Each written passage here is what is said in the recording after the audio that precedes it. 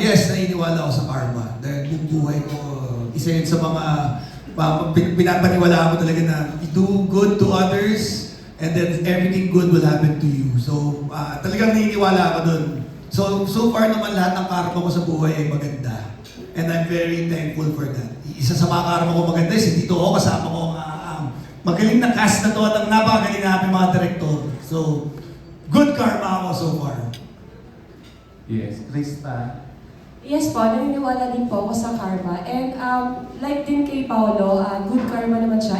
And kung nakakaranas naman ako ng bad karma, tinitake ko siya as good karma for me to learn sa mga past experiences. Ganun. Thank you. Krista, sandali. Example ng bad karma na naranasan mo. Sorry. Ano yan? Sorry, hindi ko narinig. Example ng bad karma na naranasan mo. Ano yun? Hindi, siguro yung mga, yung mga past issues ko nga. Pero ano naman siya, yun nga, tinitake ko siya as good para, alam mo yun, maging okay yung future, ganyan. Ano ba? Okay na yun.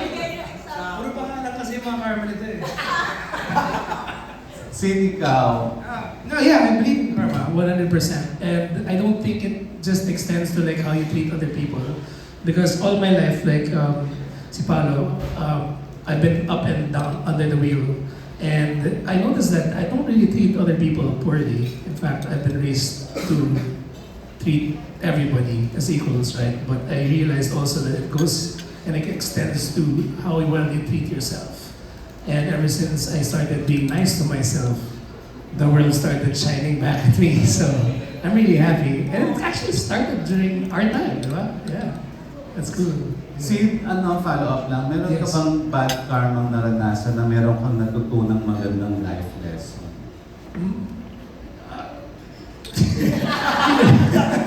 Ang dami yun! Kasi puro kayo good karma eh. Parang despise. Yung bad karma na may natutunan kang life lesson. Like yung na-mention ko kanina, it was more of not how I treat the world around me, it was more of how I treated myself. And I think I treated myself so well that the universe turned its back on me.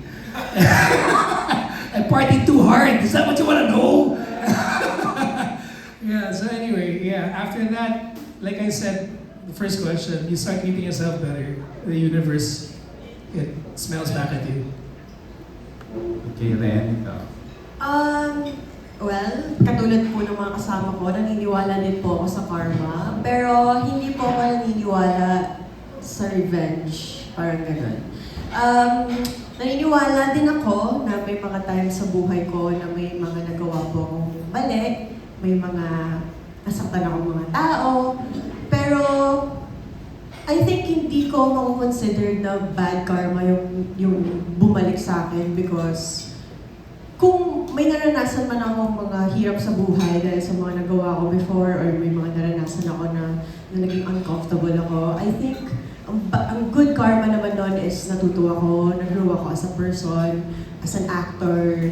I don't think nandito po ako ngayon kung hindi ako natuto sa mga bawat pagkakamali ko, kung hindi ako nag-fail, kung hindi ako natuto sa bawat mga nangyari sa akin before. But it doesn't mean naman na kapag kinarma ka in a bad way is you're a bad person. Hindi naman po ganun yun. Part siya ng life. Lahat naman tayo nagkakamali. And lahat tayo for sure.